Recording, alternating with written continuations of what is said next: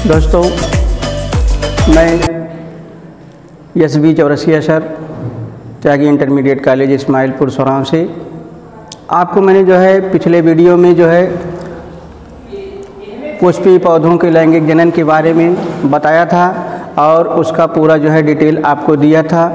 आप लोग उसको देखे होंगे, समझे होंगे, हाँ। और उसके बाद जो है अगला चैप्टर जो है मानव जनन है, जिसके बारे में आज हम आपको बताएंगे। ठीक है, आइए आते हैं मानव जनन। मानव जनन इंग्लिश में कहते हैं इसे ह्यूमन रिप्रोडक्शन।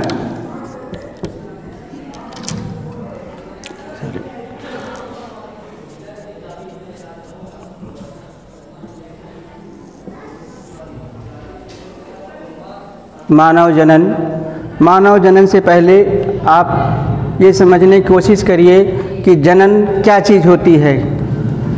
तो किसी भी जीव द्वारा अपने जैसे ही एक नए संतान की उत्पत्ति करना जनन कहलाता है। दोबारा एक बार फिर रिपीट कर लीजिए, परिभाषा देखिए। किसी भी जीव द्वारा अपने समान एक नए संतान की उत्पत्ति करना ही जनन कहलाता है। हमें उम्मीद है कि परिभाषा आप लोगों को याद हो गई होगी। अब आते हैं यहाँ पर मानव जनन होने से पहले कुछ हम आपको और बताना चाहते हैं जीव जंतु के बारे में। जैसा कि किसी भी जीव जात के लिए दो बातें जानना, याद रखना अति आवश्यक होता है। नंबर 1, कोई भी जीव किसी न किसी जीव जाति का सदस्य होता है। कोई भी जीव किसी न किसी जीव जाति का सदस्य होता है। नंबर 2, यह अमर नहीं बल्कि नश्वर अर्थात मरणशील होता है।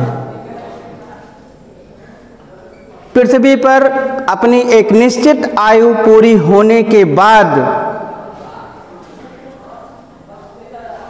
अपनी एक निश्चित आयु कंप्लीट करने के बाद उसकी मृत्यु हो जाती है। लेकिन मृत्यु से पहले वह अपने समान अपने संतान के रूप में एक नए जीव की उत्पत्ति कर जाता है, जिससे उसकी पीढ़ी, आगे की पीढ़ी लगातार चलती रहती है। अब आते हैं जनन के बारे में। जनन के लिए कुछ आवश्यक शर्तें होती हैं। जनन के लिए कुछ आवश्यक शर्तें होती हैं। जैसे नंबर 1, प्रत्येक जीव के लिए, या कह लीजिए प्रत्येक जीव के शरीर में जनन होने के पहले कुछ जैविक अणुओं का निर्माण होता है, जैसे कार्बोहाइड्रेट, प्रोटीन, फैट्स। पहली शर्त ये होती है जनन होने से पहले अगर ये जो है तीनों चीज़ें आपके शरीर में बनी हैं, तभी जो है आप जनन के लिए एक्टिव होते हैं। नंबर 2, आनुवंशिक पदार्थ। आनुवंशिक पदार्थ अर्थात डीएनए का डुप्लीकेशन होता है, द्विगुणन होता है। अब आप लोग समझते होंगे कि द्विगुणन या डुप्लीकेशन क्या चीज़ होती है। हम आपको बता रहे हैं कि एक पुराने डीएनए से नए डीएनए के निर्माण को द्विगुणन या डुप्लीकेशन कहते हैं। Formation of new DNA from old DNA is called duplication. ये दूसरी शर्त है आपकी। और अब आते हैं तीसरी शर्त पर। कोशिकाओं में वृद्धि होती है। क्या होती है? कोशिकाओं में वृद्धि होती है। नंबर 4, कोशिकाओं में समसूत्री और अर्धसूत्री विभाजन होता है। समसूत्री इंग्लिश में कहते हैं इसे माइटोसिस, और अर्धसूत्री विभाजन होता है। अर्धसूत्री इंग्लिश में कहते हैं मियोसिस।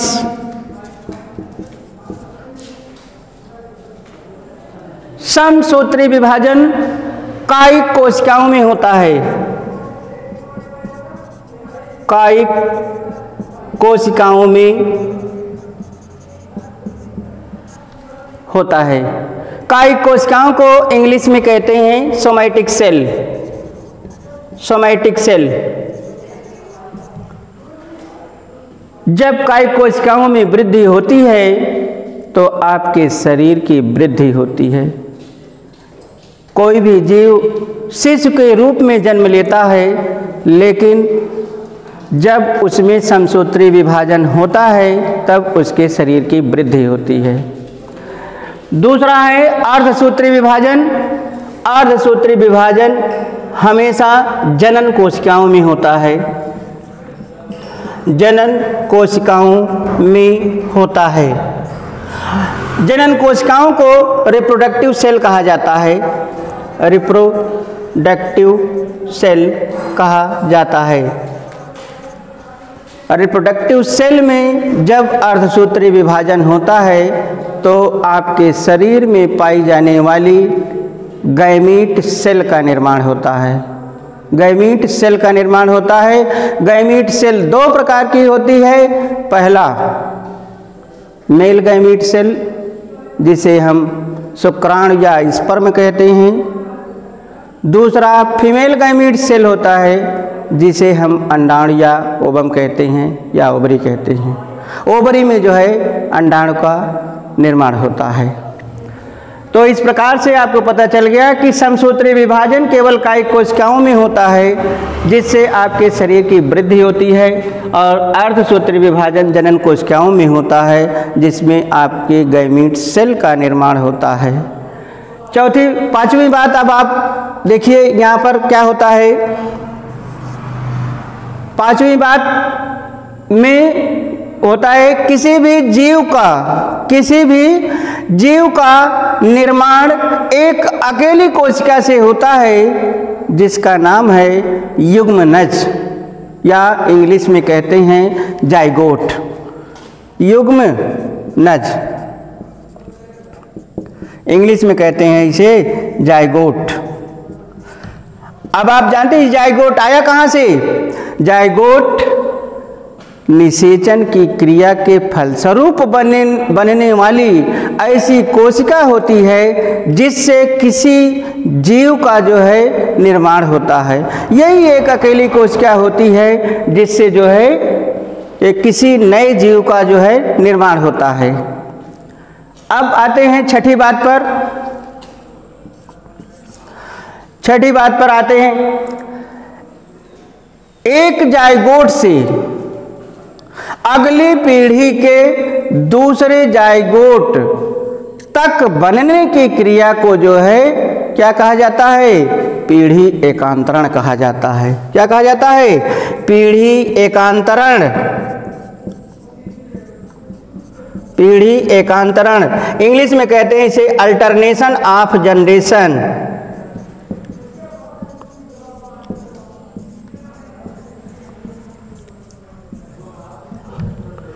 Alternation of generation. ये जो है एक जायगोट से लेकर दूसरे जायगोट के बनने तक की अवधि को जो है पीढ़ी एकांतरण या अल्टरनेशन ऑफ जनरेशन कहा जाता है। अब सातवीं बात हम आपको बता रहे हैं, ये जो जायगोट आपका बना हुआ है इसका विकास, इसका डेवलपमेंट जो है स्त्री के गर्भाशय में होता है और यही जायगोट जो है आगे चल करके जो है एक नए जीव की उत्पत्ति करता है ना। जायगोट से लेकर के एक नए संतान बनने तक की क्रिया को भ्रूणी परिवर्धन कहते हैं। ध्यान दीजिए आप लोग, एक जायगोट से लेकर के जो है एक नए संतान बनने तक की क्रिया को जो है भ्रूणी परिवर्धन कहते हैं। भ्रूणीय परिवर्धन। एम्ब्रियोनिक डेवलपमेंट कहते हैं अंग्रेजी में इसे। क्या कहते हैं? Embryonic development.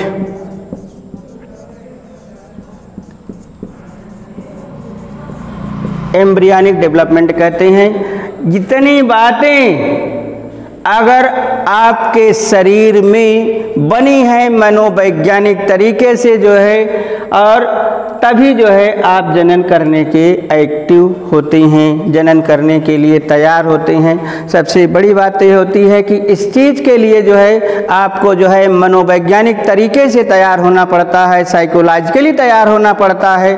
अगर आपके मन में किसी भी प्रकार की ग्लानि है या कोई भी और परेशानी है, तब आप इसके लिए कभी भी एक्टिव नहीं हो सकते हैं। अब आते हैं मानव जनन। अब हम आपको सीधे ले चलते हैं मानव जनन पर, और मानव जनन की क्रिया किन किन अंगों द्वारा होती है उसके बारे में बताते हैं। मानव जनन में सबसे पहले आते हैं नर जनन। नर मीन्स होता है पुरुष, और पुरुष के जो है नर जननांग हम आपको बता रहे हैं। नंबर 1 में आता है वृषण। वृषण कोश, इसे इंग्लिश में कहते हैं स्क्रोटल सैक। और दूसरा है वृषण, इंग्लिश में कहते हैं इसे टेस्टिस। तीसरा है अधिवृषण,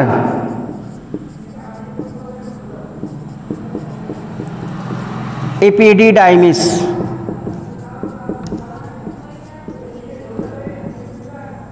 एपिडिडाइमिस।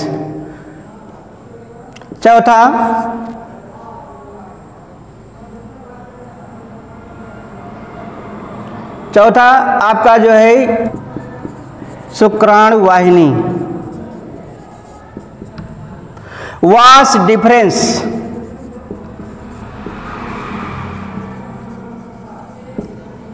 Vas deferens. और पांचवा है शुक्राशय। शुक्राशय इंग्लिश में कहते हैं सेमिनल वेसिकल। Seminal vesicle. और उसके बाद जो है छठे में जो है आपका आता है शुक्राणु स्पर्म।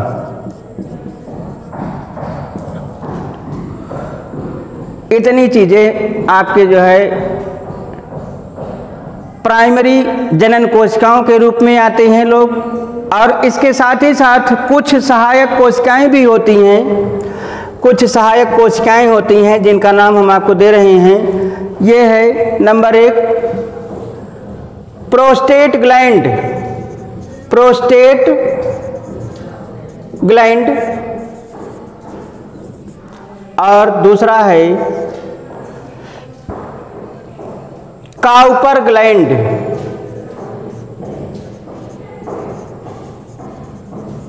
या इसी का दूसरा नाम है बल्बो यूरेथ्रल ग्लैंड।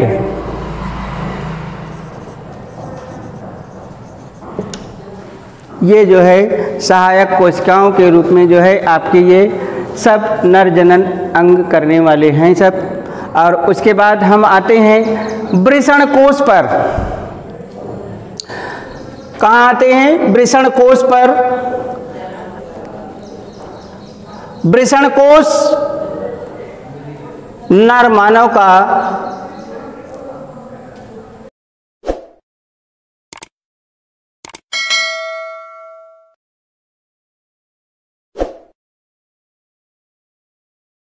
अगर आपको कोई भी वीडियो पसंद आ जाती है, आप चाहते हैं कि वो वीडियो हम अपने दोस्तों को भी सेंड कर पाएँ, अपने दोस्तों को भी दिखा पाएँ, तो आपको करना क्या पड़ेगा?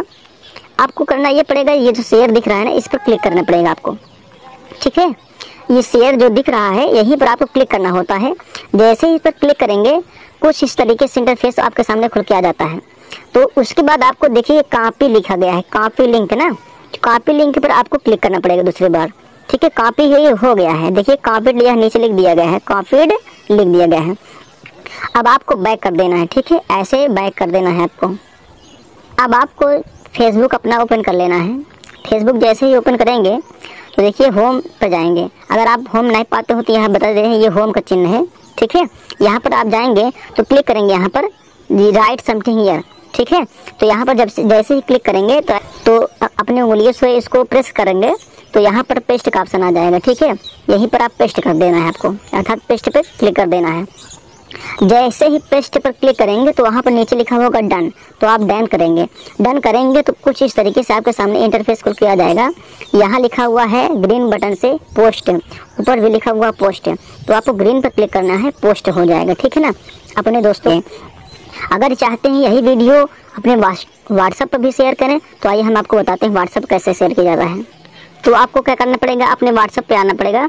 आपको किसी भी ग्रुप में आप जा करके, जो भी आपके पास ग्रुप बना होगा ऐसे उसमें आ जाएंगे, क्लिक करेंगे, जहाँ पर कर्सर चलता रहेगा उस पर प्रेस करना है। ठीक है, प्रेस करना है तो पेस्ट का ऑप्शन आ जाएगा। देखिए पेस्ट पे जैसे क्लिक करेंगे वैसे ही इस तरीके से इंटरफेस खुल के आ जाएगा। ठीक है, तो यहाँ पर आपको दिख रहा है, क्या दिख रहा है, यहाँ पर ये वाला जो ऑप्शन आता है तो इसी पे आपको क्लिक करना है दोबारा। ठीक है, आपको क्लिक करना है तो इस पर क्लिक करेंगे तो ये जो देखिए टिक लग गया, इसका मतलब आपने सेंड कर दिया।